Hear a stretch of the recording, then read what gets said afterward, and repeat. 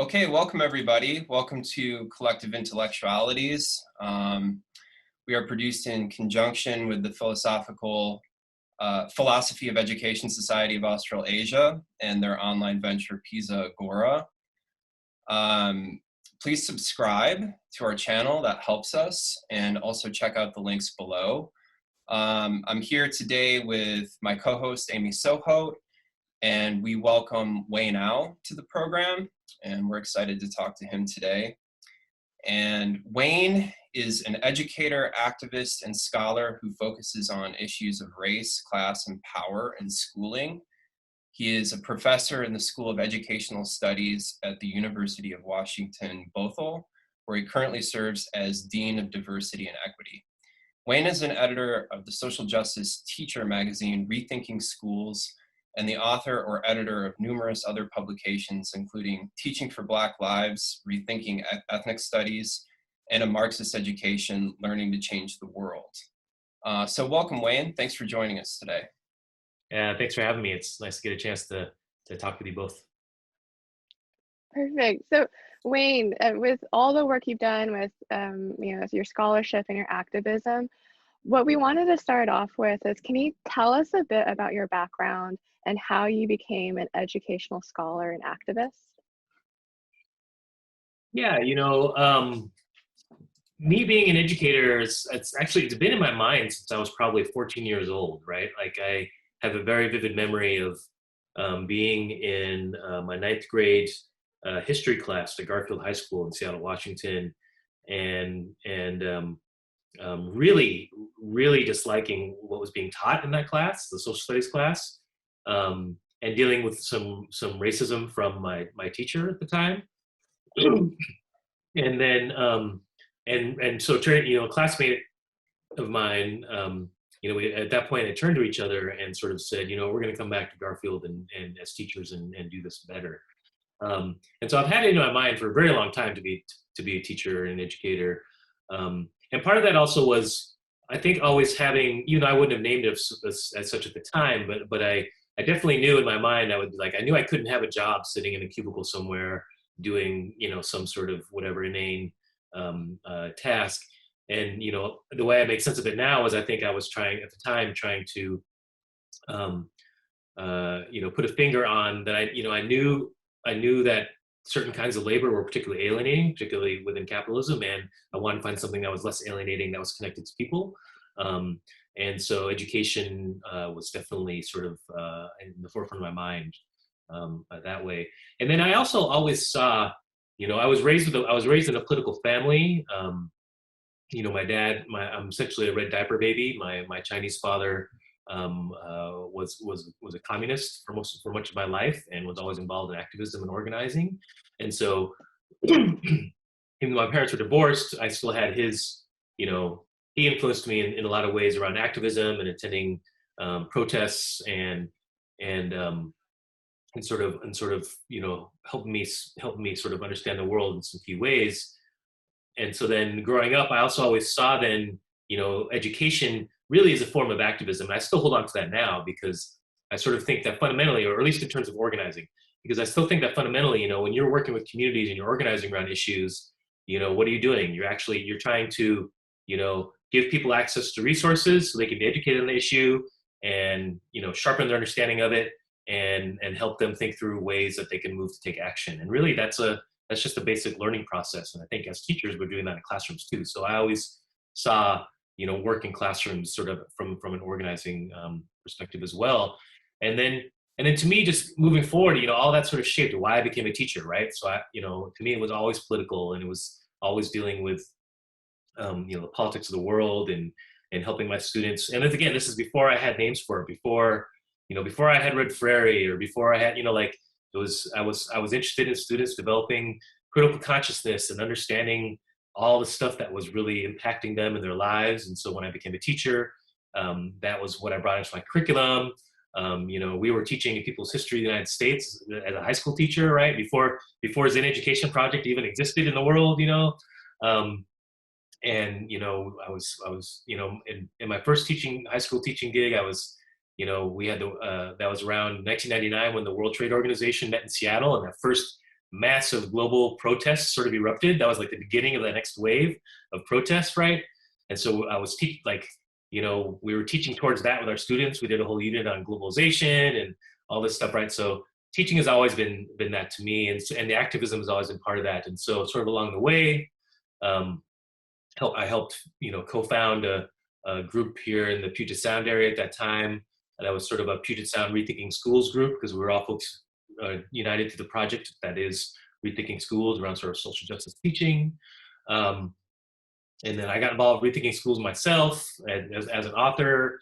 And so like, you can just sort of see like all along the way, there's this connection or this nexus of teaching and activism. We're always one and the same to me. And it continued when I went to Berkeley to teach high school there. I taught ethnic studies, and we organized the huge education non-incarceration thing, like a statewide action. And then after being laid off because it's California budget cuts and things like that a few times, I decided to go get my PhD and sort of figure out how to take this whole thing that I saw and how do I put it into a PhD and a doctoral degree. Yeah, so actually too, hearing you say that, one of the things that comes up is how this idea of critical consciousness that regularly appears in your work, and seeing you talk about that education and teaching and activism and how they're all one and the same. So one of the things that you have written is that I understand consciousness as thinking about thinking, a process that develops from learning with and within the world. And coming off from that, what philosophers and theorists do you draw on in your understanding of critical consciousness? And then why does this concept inform the work that you do as an educational scholar, educator, and also an activist?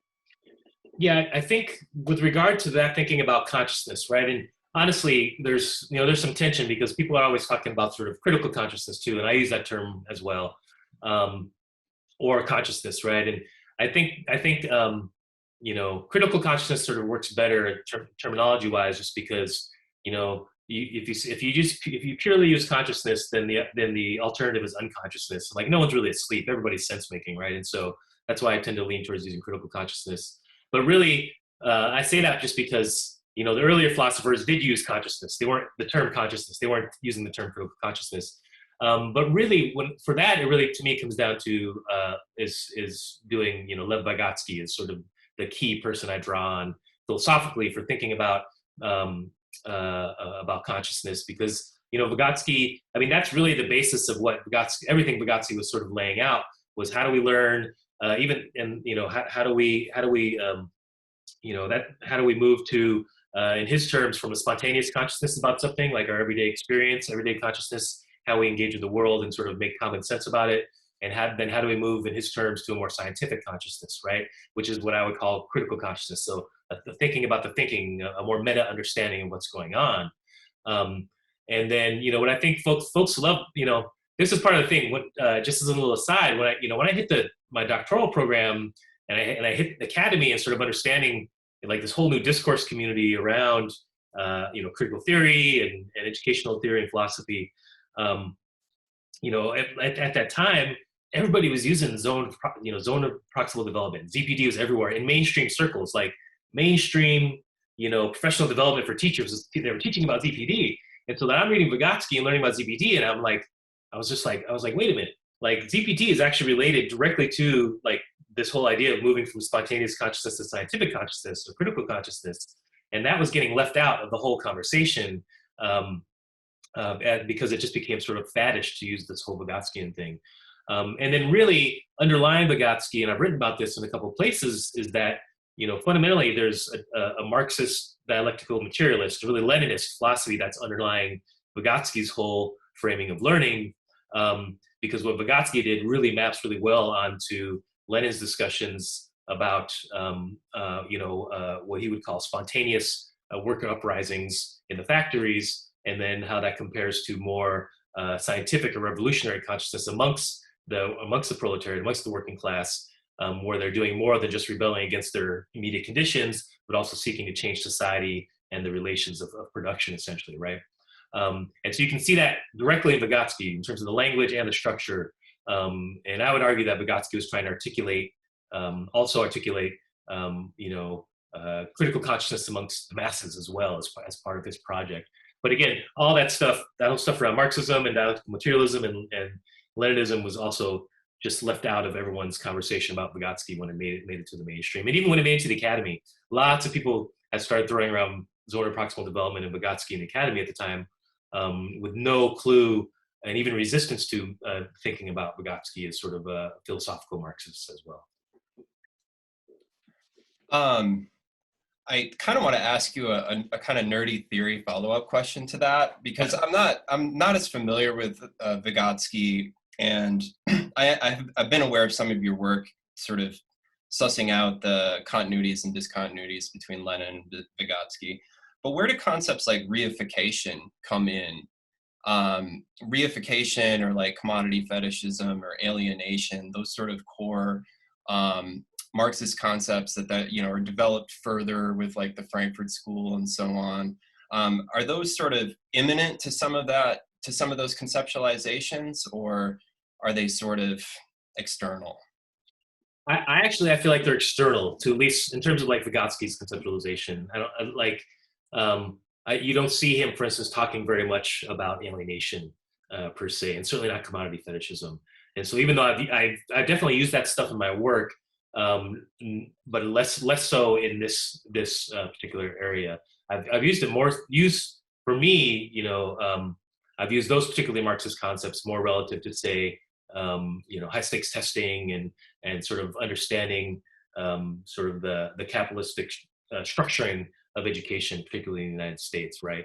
And also I use it to think through, our relation to education and how, like alienation, for instance, how we think about alienation.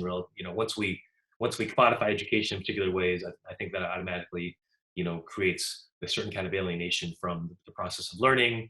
And so I definitely use that stuff, but in terms of thinking through consciousness in this particular way, it seems that, particularly with Vygotsky, that stuff's kind of external to it. Same thing with other folks like Freire, which I think actually parallels Vygotsky very, very closely, but you don't see quite as much around the stuff around alienation, for instance, coming in connection with that.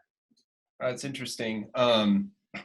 Yeah, and that we want to follow up on this too, because your two most recent books, one is a volume on race and ethnic studies, and then you've also written a book on Marx and education. And some might see tensions between the Marxist tradition and sort of contemporary analysis of race and racism. Mm-hmm. And so we're wondering a bit how you modify or expand, we're wondering how you navigate those tensions, and then also how you kind of, what do you draw on to sort of modify and expand the Marxist tradition? And also, like, why is that tradition important in your analysis, in your expanded analysis of it? Yeah. Okay. So there's a lot to get at there. Let me think the best way to go at it. I don't think they're necessarily contradictory, although I understand the contradictions that arise as people think about how race is analyzed, and then how does Marxism sort of relate to that. But that's because there's a pretty wide and varying conceptualization around how do we understand race and racism and sort of attack it. Right, everything from liberal notions, to CRT, and I think where I've some of the best work I've seen might be sort of like the work of Robin D.G. Kelly and his discussion of racial capitalism. And so you're seeing some of these, for lack of a better term, sort of a marriage of trying to bring in these race analyses with more Marxist and socialist analyses of capitalism and getting bringing them together. But for me, and I do some of this work in a Marxist education, is I actually try and argue that there's a few things. One is that there's sort of this broad-based critique that Marx he's an old dead white guy from Germany with nothing to say about race, or it's inherently racist because of who he was and where he came from. And so I try and push back on that for a few reasons. One is just that I think it makes sense for a critique of capitalism to come from essentially the birthplace, the birthplace of the beast, right? Coming out of Western Europe around that time. I think it makes sense for that. The other piece I always argue around is sort of look, actually Marx was paying attention to race in various areas and thinking about, chattel slavery in the United States and how that impacted industrial development. And he was also beginning to be thinking about other spaces around the world in terms of different forms of capitalism and different kinds of relations and different ways that movements might evolve, relative to say, he had talked a little bit about an Asian form of capitalism and some other things. Like his eyes were elsewhere and looking and thinking about some of that stuff. And then another way I push back around some of this foundational discussion is to sort of look at, the philosophy of dialectical materialism and actually argue that even though this is what got articulated by Marx, and I think it was, in a very sort of dialectical way, we got to say that his articulation, got settled and became canonized or sort of came into existence through, as much, a series of historical circumstances as anything else. With the rise of imperialism and the movement of English around the world and the growth of capitalism at that time, then Marx's voice gets to be this thing around articulating this particular philosophy. But the irony is that, even though Marx, was a Western European white guy, dialectical materialism and the philosophy he was articulating, through his analysis was actually in direct contradiction to a lot of the major philosophical stands of the time coming out of Western Europe. Like it's anti-positivism and anti-empiricism, right? It's actually much more aligned with Eastern philosophies around contradiction and motion and process, right? And so part of what I do in the book is kind of pull on some of that and say, look, there's a bunch of Chinese traditions that also are very much dialectical in how they frame things, and there's Aztec traditions that also see the world in these particular ways. And then even I think there's some argument to be made that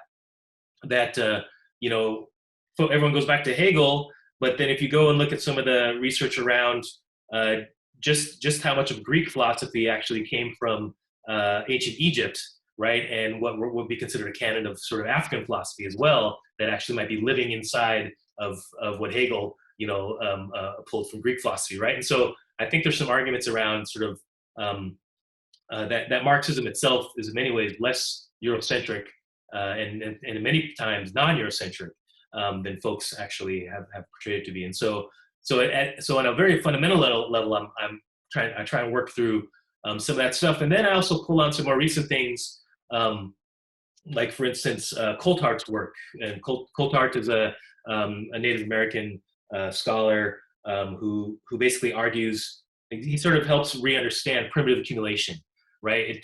Typically when folks use Marxism to think about primitive accumulation, there's that word primitive in there for one, and all the implications of that in terms of racism and stages and advancement, things like that. But folks tend to put that raw accumulation of materials as being something that happened in the past, like it's way over here and we're here in the now, and that's what happened then. Coulthart, basically thinking through settler colonialism as a process, not just as a thing that happened, but as something that's ongoing, actually argues that primitive accumulation is an ongoing process that's maintained through the settler colonial state, right? So it's a really interesting way of sort of taking into account, colonization and thinking about, racialization of Native Americans and sort of the state of Native America and the state of modern capitalism, but then seeing, but still using all that to make sense in a Marxist sense around resource, resource extraction and the maintenance of capitalism now. And then another scholar that I'm drawn on lately to think about a lot of this stuff, and I haven't written about this is, but I'm going to, is Aiko Day, who's really a cultural theorist, but Aiko has a great book called Alien Capital, and she's a Asian Canadian scholar, and she does an amazing job around sort of rethinking, or how do we understand, for instance, Asian Americans relative to Native folks and Black folks, in the Americas, and sort of colonialism, and she has a really interesting argument that actually that posits that actually we need to understand both Asian labor and Black labor as alien labor, right? Now, granted, she doesn't equate them. She understands, like, chattel slavery versus, immigration are very different extremes. But she makes a really compelling argument that, Black labor gets what is really associated with concrete labor, right? Versus Asian labor gets really associated with abstract labor, right? And so she's using a very elaborate discussion around how do we understand, in Marxist terms, how do we understand, and that in turn influences then how do we make sense of race relations within the U.S. within this framework. And so so there, so I in big picture sense, that's how I'm looking at things. And then with really, I think for me, I just maintain my position. Like, I definitely have a left critique of identity politics, which is different than the right critique. I want to be clear about that. But I'm always thinking about race, racism relative these days, particularly in terms of white supremacy instead of colonialism, and also sort of always keeping my eye on the ball in terms of the role of capitalism in all of this, right? And that's probably what's going to distinguish me from other folks some other folks who are thinking through race politics sort of in this moment. So. No, that's actually really interesting. Now I have to read that. You said Aiko Day? Yeah, Aiko Day. It's Iyko is her first name. And the book's called Alien Capital, and it's really fantastic. And what I want to do is I want to use that. Put a link in the show notes. Yeah, we'll put a link. Yeah. Shout out to Aiko Day. But what I want to do is really link that. And the other thing I think that's happened, I've been thinking a lot, obviously, about the anti-Asian racism and everything going on. And so, for me, I think in all these discussions, what I've been a little frustrated with is I feel like folks still only see anti-Asian racism. They see it as purely as a vehicle, to support anti-Black racism or anti-Indigenous, when really anti-Indigenous racism, when really it does get used that way, right? Obviously, things like the mono-minority myth do get used against other folks of color, but that framing tends to actually neglect that there's a whole European Orientalist anti-Asian racism that lives on its own, right? That's had its own history and trajectory, and we lose that. And we lose that ability to understand anti-Asian racism in its own right as its own process when we just make it a product of anti-Black racism, for instance. And so, Aiko stuff was great for that. So I'm gonna try and work through some of that conversation a little bit in an upcoming paper once I get to it. Well, I want to read that paper already, so I can't wait till you get to it. So kind of shifting tracks a little bit, but I think as we were talking to pointing out with the anti-Asian racism, but also when you said too, like the model minority. And so I think this kind of gets into what we're going into, say like multiculturalism. But first we want to revisit your dissertation, which was on high stakes standardized testing, which is of course like a vehicle of capitalism, racism, all of these things. And that became the basis for your first book, Unequal by Design. So thinking too about your theoretical roots and your philosophical frameworks and how this informs your activism, but why is it important to understand the historical roots of testing? And how does this history inform the sociological impacts and contemporary politics of schooling and especially educational inequality? So, and we're also especially curious about how testing intersects with the evolving class and say the racial structure of US society, especially we think within the post-pandemic movement, where you have, I believe it was the UC schools are no longer requiring the SAT. Yeah, UC, it's shifting, yeah. It's shifting, yeah. No, the major victories recently, UC's ditched the SAT and the ACT, and actually same with University of Washington. That was much less publicized, but that happened. I didn't even know it happened until 3 or 4 days after it happened here in Washington, which is mind-blowing to me. Yeah, so if you think back to what I said earlier about how I see education and critical consciousness, then really I'd say that sort of shapes all of my scholarship, right? Including my work on high-stakes standardized testing, because what I really want, what that project did for me was it helped increase my consciousness. But in publishing that work and in speaking about it, and I still end up doing a lot of work around that. Is it like the goal of that is to get to get folks to develop really, you know, a meta historical, conceptual, theoretical, political understanding of the tests, right? Just from the beginning, that's what it's about. Because, you know, much like a lot of other things in education, you know, people just take testing for granted. It's part of a common sense way of measuring education, and people, you know, generally folks like just operate on the assumption that the test scores are meaningful in particular ways. You know, they just assume, right? Oh, you get good test scores, then you're smart. It means it's a good school. It means it's a good teacher. It means it's a good neighborhood. It's a good place to buy a house. There's all these meanings we attach to those test scores, and people just don't think about it. And so that whole project to me was just to kind of to really try and, you know, peel back the veil around testing so folks could understand it in all these different ways. And so I think it's important within that vein. I think it's important then historically for folks to really understand that, you know, that the paradigm these tests are built on is one purely of inequality, right? Like they're built to create inequality. That's why I named the book Unequal by Design. It's a, you know, it's a model of the world that assumes, number one, that intelligence exists on a bell curve, and that's built into us biologically, right? There's an actual biological concept of IQ that folks who build tests work off of. Because any good test, any good measurement for them is, you know, is only accurate if it produces an unequal bell curve of who does well and who does poorly and who's in the middle, right? And so then, if that's at the heart of it, and you put that in the context of capitalism and this whole idea of education around and class reproduction, and then you overlap race, you know, on top of that as well, right? So you get to see how actually, you know, these tests end up being this vehicle for, you know, literally reproducing class relations and white supremacy in this country, right? And doing so in very concrete ways. And so historically, then I think it's helpful for folks. They don't even know, like when you go back to these early psychologists, you know, Terman and Yerkes and, you know, all these folks, you know, they're like they had totally racist and sexist and classist notions, and they thought their objective tests, they thought their tests were objective, and that these tests showed objectively, right, that you know, poor people were dumber than rich people, and that immigrants were dumber than those born in the U.S., and that brown people were dumber than white people. Like they thought they had, you know, they found the magic key, you know, to explain all this stuff. And it also was very much tied to the eugenics movement in the United States at the time, right?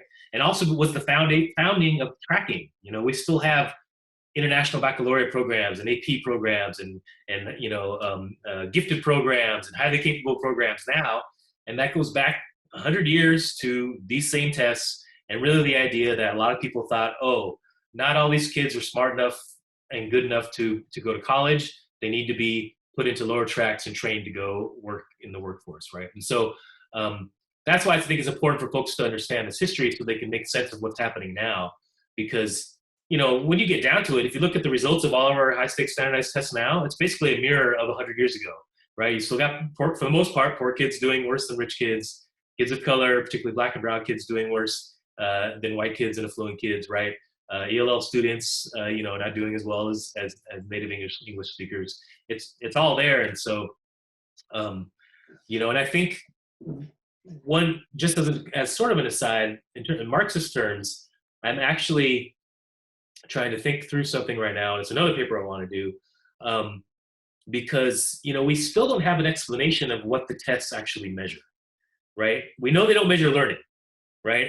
And we know that because, you know, even if you take the test scores sort of as a real measure of something, you know, statistically, right, like basically, depending on the study you look at, you know, around maybe up to 75 or 80% of any test score is statistically based on non-school factors, right? So you might have 25 to 20% happening over here in the school, and then within that, the teacher, again, for whatever the test score actually means, the statisticians look at that and they do their, you know, they have their value added formulas and stuff, which are a whole other podcast worth of discussion.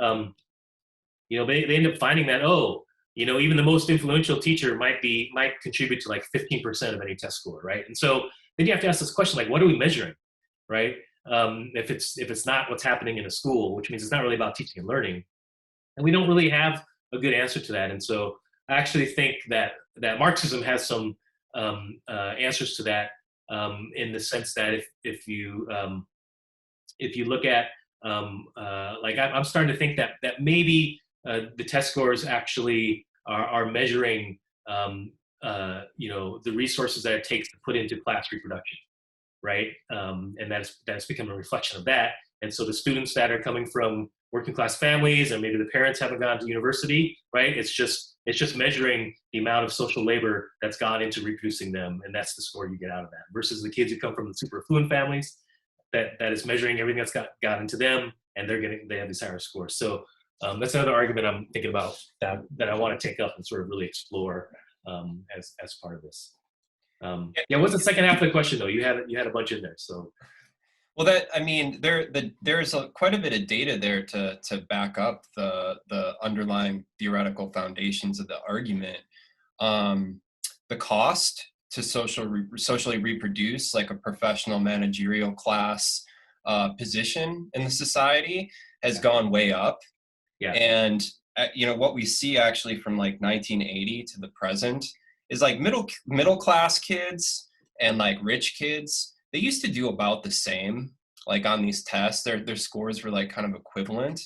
But what we've seen over the last 4 decades is wealthier folks just like pouring unprecedented economic and social resources into their kids as the economy becomes, as it hemorrhages middle class jobs, as precarity saturates, the entire sort of labor market.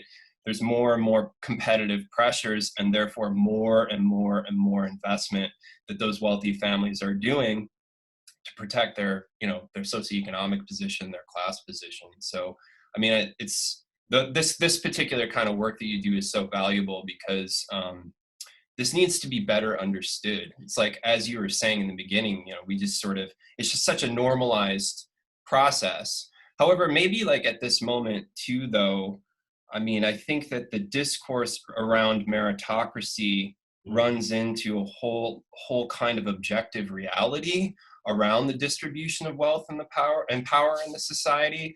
And maybe it's like fracturing and falling apart a little bit more than it doesn't quite hold up as well as it might have ideologically a decade or two ago. So yeah, that's very interesting. We want to change gears just a little bit and sort of move from sort of more of the structural analysis, although we can't really leave it behind, but think a little bit more about the cultural politics of some of the work that you're doing. And when Amy and I, got together and sort of were discussing your work, I mean, I think one of the things that we were really drawn to and wanting to hear from you about are sort of tensions in the present historical moment around multiculturalism and social justice education. So on one hand, we have full-blown reactionary politics in the US, which manifests in sort of attacks on critical race theory, fretting about cancel culture, sort of endless culture war hand-wringing about wokeness. And on the other hand, and you sort of gestured toward this a little bit, that you have a left critique of identity politics, and perhaps there's something here in that, but we have liberal elites, the Democratic Party, and corporations. They've adopted the symbolism and language of multiculturalism and social justice, and often in ways that weaponize identity politics. And identity politics are weaponized specifically in ways that obscure concentrated wealth and power, in forms of economic exploitation, in dispossession of working class communities, immigrant communities, and communities of color. So we wanted to ask you, how are these sort of emergent dynamics impacting your thinking and also your approach to multicultural and social justice education in this moment? Yeah, and obviously everything sort of evolved because context-wise, I think that the sort of racial reckoning from last spring and summer sort of moved the space we have in our common sense conversations, right? Like we went from, 5 years ago, if you were talking publicly about white supremacy, you'd be looked at as if you were, off the ledge. You were way out in left field. And then after last year, you see like, oh, you can bring up white supremacy in sort of more mainstream circles and not be sort of laughed out of the room, right? And so things have definitely shifted around that. One, and I'm glad you brought the Democratic Party stuff, because I think that actually illustrates a lot. One of the concepts I've been drawn to and I really like is Jody Melamed's framing of neoliberal multiculturalism. And so she basically argues that we've gotten to this point where neoliberalism can essentially co-opt multiculturalism and multicultural identities and use that as part of advancing the neoliberal project, right? And we see that all over the place, and we've been seeing it for a long time. I think she's put a name to it in a particular moment. So like, as I've written about in a couple places, you can see, for instance, how education reform always gets framed as a civil rights project, right? It's like, we're gonna have more testing because the achievement gap is this country's the next civil rights issue, right? And the racial achievement gap this is our civil rights moment, right? And every single president has said that, from basically Bush on through Trump. I could probably look at Biden. He's probably said it already at some point. And so you get to see how something like testing, high stakes standardized testing, which is clearly part of the neoliberal educational sort of corporate reform project, how a particular kind of identity politics and a particular kind of multiculturalism gets used to weaponize that particular tool within education reform. And it becomes, you just see it happening all over the place. And part of it has to do with sort of the way politics works and sort of consensus building, and how do you build a mainstream consensus around something. And one of the best ways to do it right now is to particularly pick up a kind of very liberal notion of race and racial justice. And that to me is like, a big piece of what I see happening. But there's all kinds of tensions, right? And it's like, I think it's very interesting that right now, just to think about a couple examples, we have two things going on simultaneously. And so, Alex, like you raised, state legislation that's not only against CRT, but that actually gets anti-racist and diversity training, not only at the university level, but also curriculum at the K-12 level, right? So it was like Texas just passed its law banning basically like the teaching of racism, which is so ironic given that it's Texas, right? I think Oklahoma also passed a similar law. And these laws are naming not just critical race theory, but they're naming I think it was the Oklahoma law literally named like Zen Education Project, Black Lives Matter at school. Like, it's naming specific projects that are aimed at doing anti-racist education and saying these aren't allowed in our curriculum because it's divisive, right? And it's un-American and all that kind of stuff. So here we have this thing living over here. At the same exact time, we have other states that are, passing, various forms or supporting ethnic studies in K-12 schools, right? And districts who are supporting, Black Lives Matter in schools and Teaching for Black Lives and those kinds of projects. And it's so contradictory because we know that, ethnic studies takes, essentially, if it's done right, should be taking, it's an anti-colonial stance and analyzes capitalism and white supremacy and, as part of a project of looking at racism and how it's treated communities, in this country throughout its history, right? So we're in a particularly sharp contradictory moment when you see that happening all over the place. And then I think there's even contradictions within the movement around ethnic studies, to be clear, like the struggle in California, where you had actually a pretty strong ethnic studies framework that came out of the original, building of it, because there's a lot of people who were directly involved in actually ethnic studies organizing in K-12 in the production of that. But then it was too radical, right? And so then it ended up going through a couple different revisions, and some of the conservative Jewish groups were upset that Palestine and Palestinians were included in stuff around decolonization. And so then it further got watered down. And so, on the one hand, we get this victory, California finally passes this ethnic studies framework, but it's been after 2 or 3 rounds of revision after attacks from conservative groups. And what came out in the end is not what actual people doing ethnic studies at the K-12 level, the activists who've organized for it, it's not what they want, because it doesn't actually match what they think ethnic studies is, right? Or what really ethnic studies is, not just what they think. So then even where we have these victories, it's also sort of these setbacks because we're still battling with some of the contradictory politics around multicultural education and sort of, what does it really mean for us in the end? And then even then, thinking about ethnic studies, particularly I think there are some real contradictions, because it raises the question, and this is also a question around multicultural education, but it's like, what happens when we win? Like, here's ethnic studies, which is like really, in its heart, it's a rebellious activist, pedagogy and content and curriculum. And then what happens when it becomes a state standard, right? You lose the locality, the localness, and the power. So you get the state standard, and that gives people space, but then it becomes like the watered down version, and it becomes much more like regular multicultural education that doesn't include like a critique of colonization, for instance, so lots of contradictions floating around in all this space.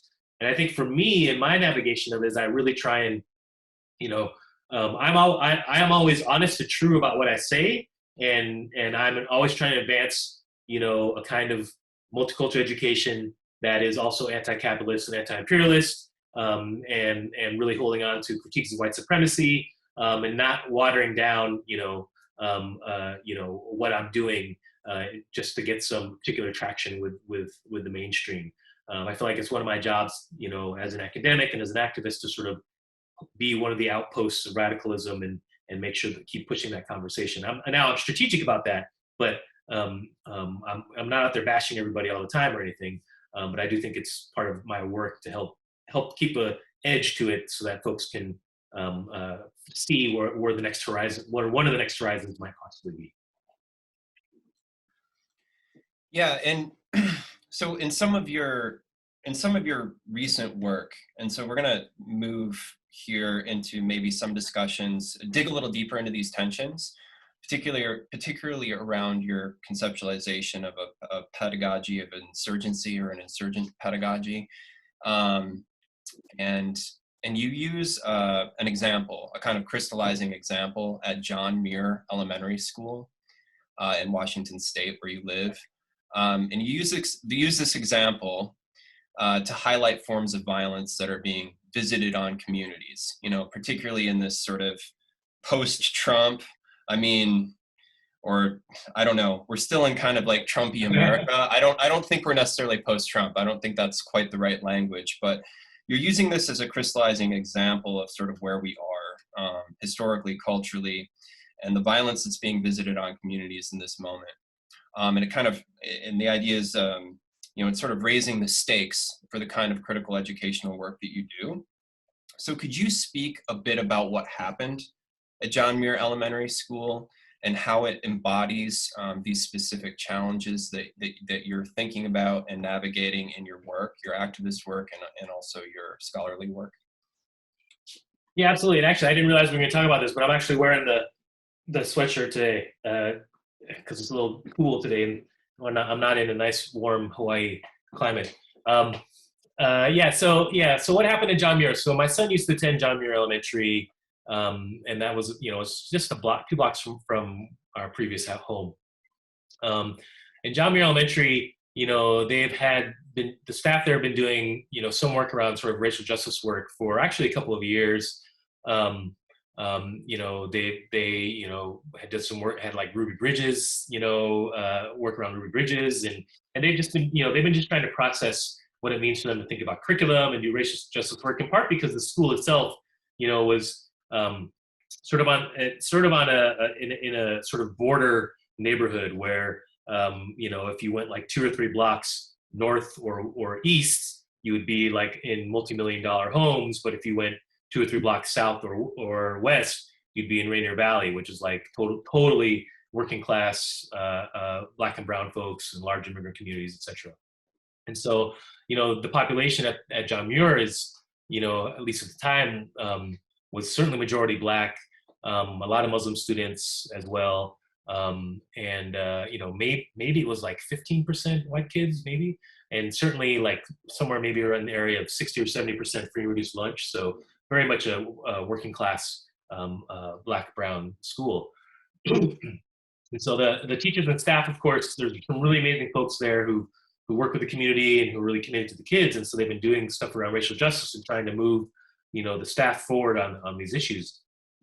So within that context, and this is also, going back to, the previous round of sort of Black Lives Matter and the uprising in the summers, it was 2017, right?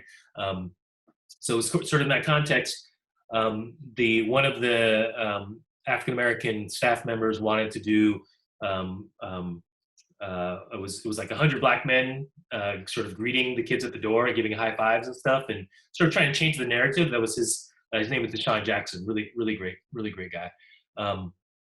And so he wanted to change the narrative around sort of Blackness and folks sort of believing that Black people don't care about education.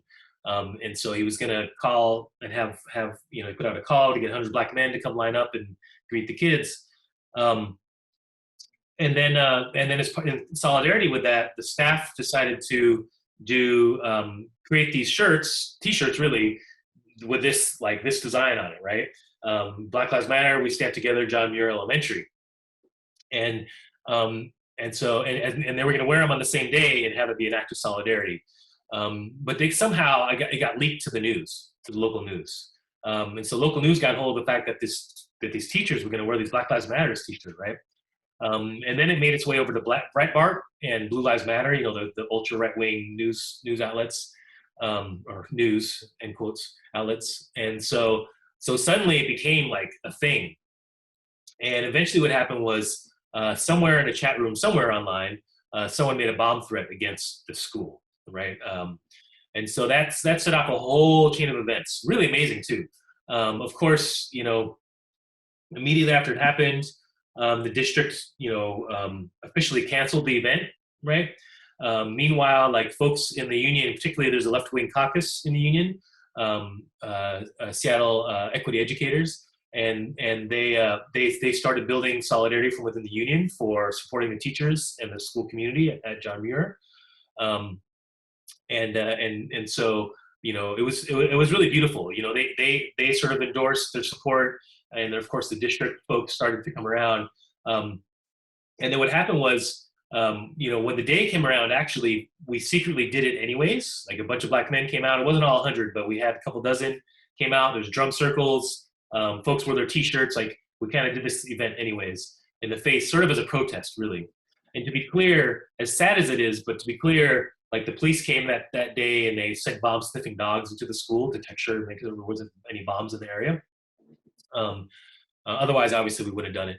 But we had the event and became this really rallying point. It's really beautiful. And then it also sort of grew because of the original organizing point, the original threat against the school. It got the union activists pushing for a district-wide Black Lives Matter at School Day, right? And so then that became this big push, and people started organizing around that. And then the Seattle Parent Teachers Association came and endorsed it. And then eventually, the most amazing thing happened. Amazing, good or bad, I don't know. But the district, right, which is trying to put on its hat around serving Black, like they're trying to push, we're serving the Black community, we're serving our Black kids. Because there had even been a lawsuit against Seattle schools around the disproportionate discipline of Black children.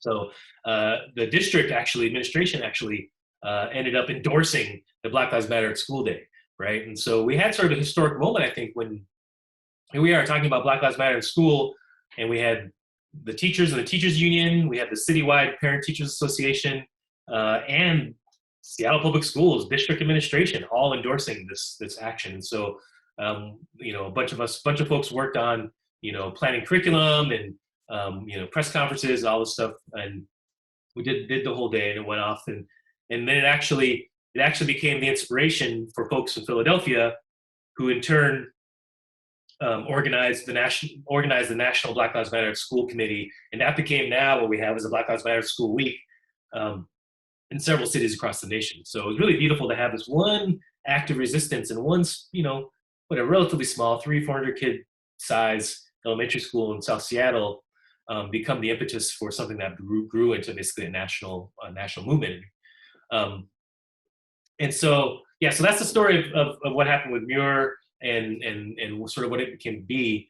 And then Alex, what was the other part? You wanted the story, and then you had a bunch after that. I want to make sure I didn't lose all that in my blabbing about about the story of Muir. Sorry, I was muted. I mean, it's a great story because I think it outlines in practical terms, in many ways, what you're talking about when you're talking about a pedagogy of insurrection. And you talk, you've had a couple of articles about this, and you talk about multicultural education isn't enough, and you also talk about some of the tensions between sort of liberal individualism and collective action. And I think that, so we'd like to get you to expand on that a little bit, but this particular example that you're using, it seems like a concrete example of the process that you're outlining, but outlining in more theoretical terms. Yeah, and I think what thinking about, I sort of framed it as pedagogy of insurgency, and for me, it's sort of, again, like I said just a little bit earlier, around where do I sort of stand and go with my version of multicultural education, right? And so there's something much more radical and transformative in, for instance, the growth of this Black Lives Matter School Day and Week and the work that happened in John Muir Elementary, because it's really calling into question, right? It's, there's some forms of multicultural education that are just, a lot of them are merely about access, right? Nothing wrong with a highly capable program. We just need more kids to take the test, right? More kids of color to take the test, right? Or we just need more Black and brown teachers, which I think we do need, but that becomes the end goal. We just need more Black and brown teachers. That's going to fix it. We just need get more kids into college. Whereas this version of multicultural education really becomes about, okay, it's based in community. It's about community transformation and transformation of education, and it's got a much more activist and much more rebellious streak running through it, in a way that would actually turn off the mainstream multiculturalists in most situations, as being too radical or too causing too much trouble. And so I think for me, that's sort of what I'm always trying to push, is that version of multicultural education. But again, like you just said, though, there's this whole thinking around, really it ends up something that's based around collective action, because that's where we're both stronger and safer, frankly. If we're moving purely individually, and this is just basic activist and organizing 101 in many ways, right? If you're moving purely individually, then you're very easily either stomped out or neutralized in whatever form, whether it's just having your power taken away from you or whatever. But the collective work that happened for folks at John Muir, that created a community, it created a safety net for folks, and then it also just enabled us to just feel more free together, because we're moving together, out into the world and out into the district. And so, I mean, I don't know. It's difficult for me to put a finger on all that, just because it was that moment was really close to me, and I've tried to make sense of it through the writing, but I haven't always felt most successful about it in the process.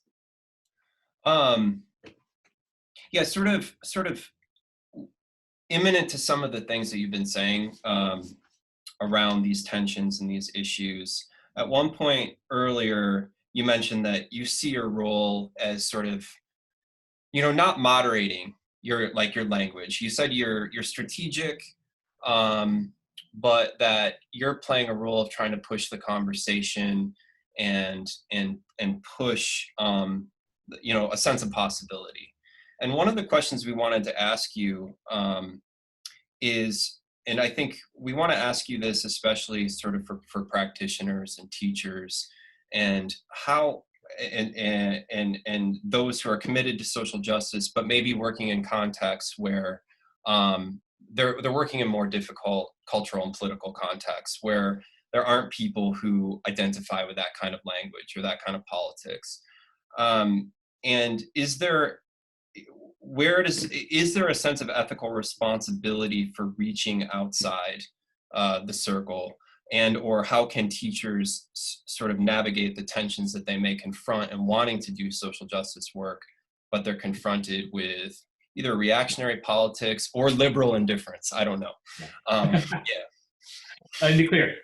We had plenty of not just liberal indifference, but passive aggressive resistance from liberals in Seattle, particularly white liberals and from more affluent neighborhoods and communities, who came back at us with all lives matter and all that kind of stuff. So I don't want to paint Seattle as some sort of, liberal utopia by any means. Yeah, you raise a good question. I mean, part of me, there is an activist sort of organizer response to say that, when we're organizing and we're raising consciousness around stuff, some people think of, I'm not saying you do this, but I think some people think that the goal is to try and sway like the far right, whatever, to your position. When in reality, most of those folks won't be swayed from anything, right? They're not in a space, like even to put it in Vygotskian terms, their ZPD is nowhere near to what we're trying to get to. And I think the more important conversation, the more important audience is really the bulk of people in the middle who kind of are trying to figure out which way they lean, or they have partial knowledge in either direction. And those are the folks that I think are who we're actually trying to move, not the most alienated on the margin sort of conservatives, right? In part because I think that's where it's also just, there's a calculus of energy and where you're going to get sort of the most bang for your buck, if you want to put it that way, speaking in neoliberal terms, I guess. If you want to be the most effective, it's going to be on moving a bunch of the folks in the middle than it is on moving folks on the fringes. So like, I'm less concerned about those folks. Besides, those folks are usually attacking me anyways, the ones way out on the far right. But I've also ceded some of that ground, just to be honest. As soon as I sort of outed myself as a Marxist, although if you read my work, you'd have to be ignorant to not understand that I was a Marxist. Now I've put a thing out there that where people, if they want to discredit me, particularly in a sort of red baiting moment, they would just be able to use that to discredit me with some mainstream circles, right? And so there's a whole sort of conversation around that. But I've never been, shy or quiet about who I am or my politics and what I was doing too, and everything that I did. I just didn't always shout that I was a Marxist, at least until I put out that particular book. But in terms of teachers who are working in more limited spaces, right? It's really difficult, and I want to be clear. So despite my radicalism,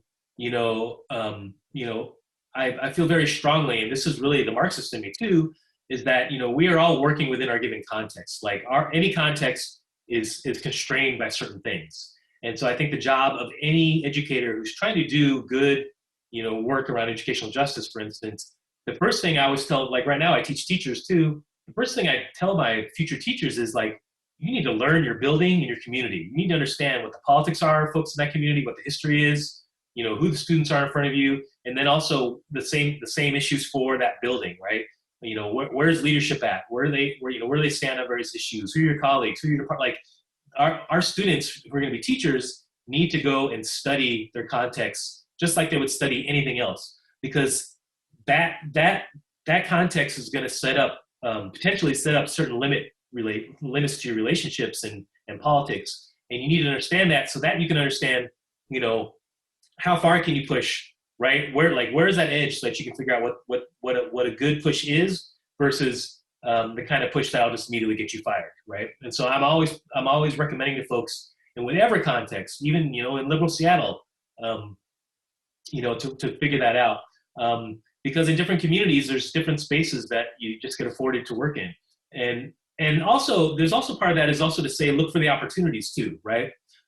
Just because you might be in a conservative rural area, for instance, doesn't mean you can't teach about this stuff, but you got to be really, really smart about what you do and how you do it, because there's things that folks are experiencing in those rural areas that they'll relate to. If you're going to talk, certainly around class and economic stuff and the reproductions of inequalities and this whole idea, this basically meritocracy does not really existing based on life opportunities. Like those are all things you can teach in all kinds of contexts. And then you can use that to start to push the questions potentially in other spaces around maybe race or gender or sexuality, right?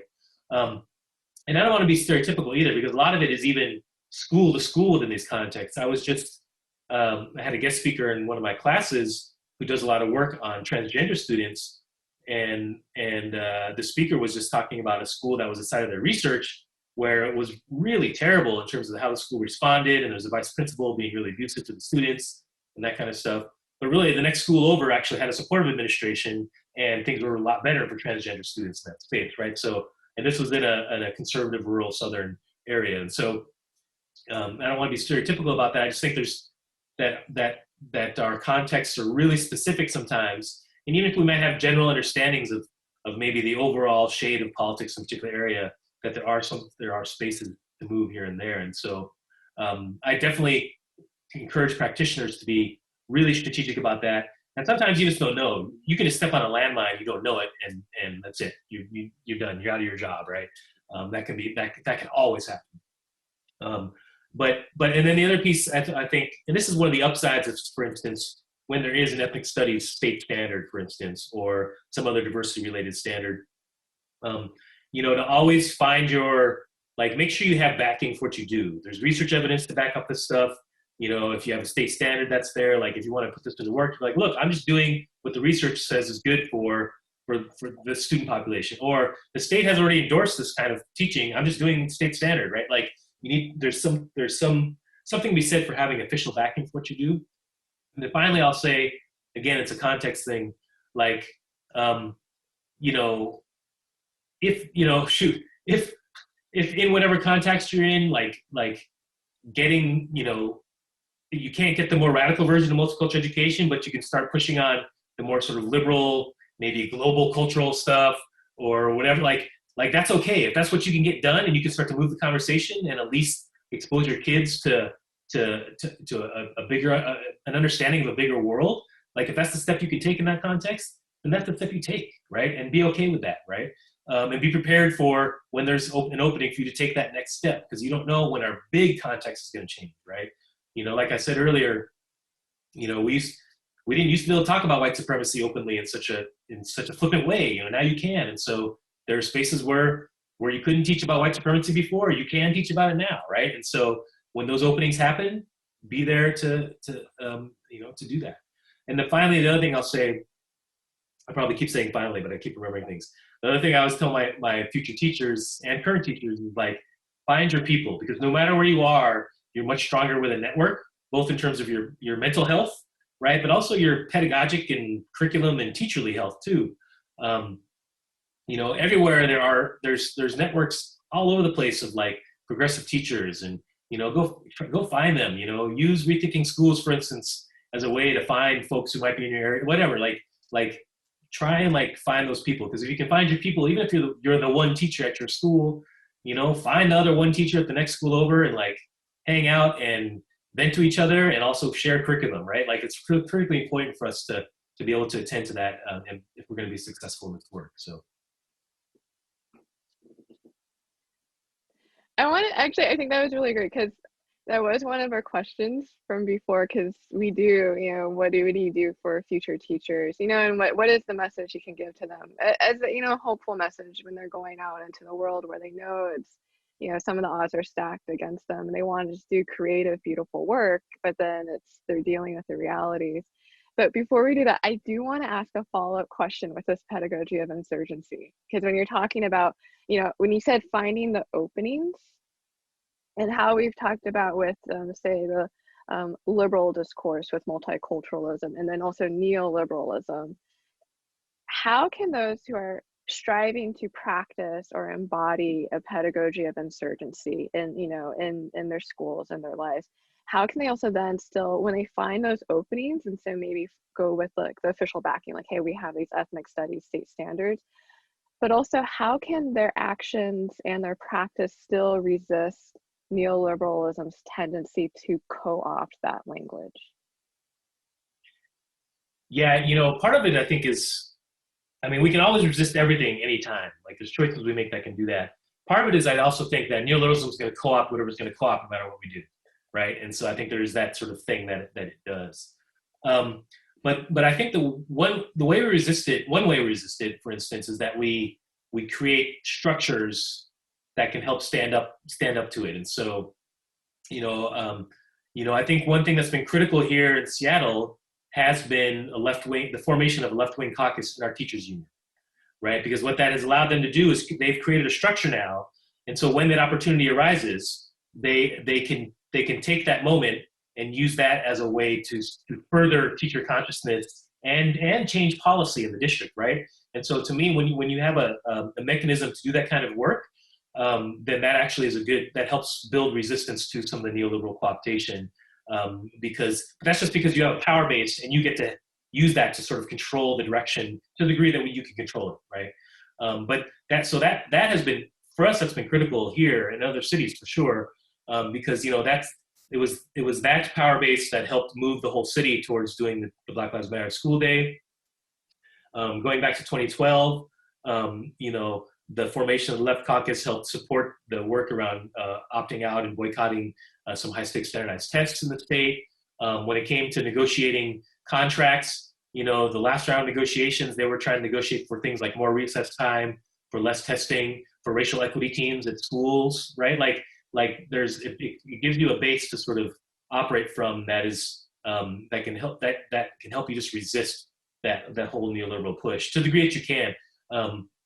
It's not that I have any romantic notions that like this Left Caucus is going to sort of transform the entire district, but in some ways it has transformed the district, and certainly it's moved the common sense of the district in good directions when it's had the chance.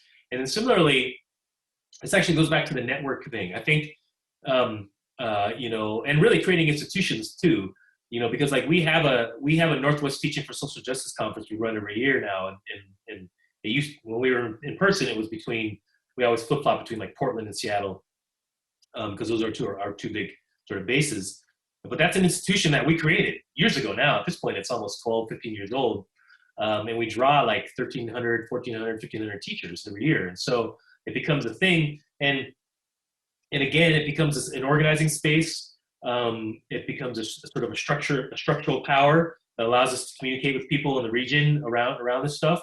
But then more importantly, to your question, then I think one of the other ways that we sort of push back on the neoliberal co-optation and reframing of this stuff is actually to keep ourselves sharp, right? It's a space where we come into conversation with each other and can learn new stuff, analyze things differently, and just really like push each other to have conversations and not not to fall prey to a lot of things, a lot of the more mainstream things that we might fall prey to. And it's also a space to move sort of mainstream, sort of just good old-fashioned liberal educators who have a notion of like racial justice or racial equality or educational justice in their heads, and then they go there and they're like, okay, this is what it means, and they can move through.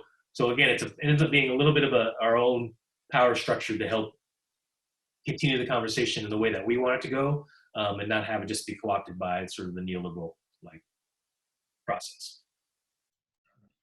So Wayne, we come to our final question, and I think that you've already given us some really great ways of thinking about this question, particularly in building networks, as you're just speaking to these networks that you belong to and work with.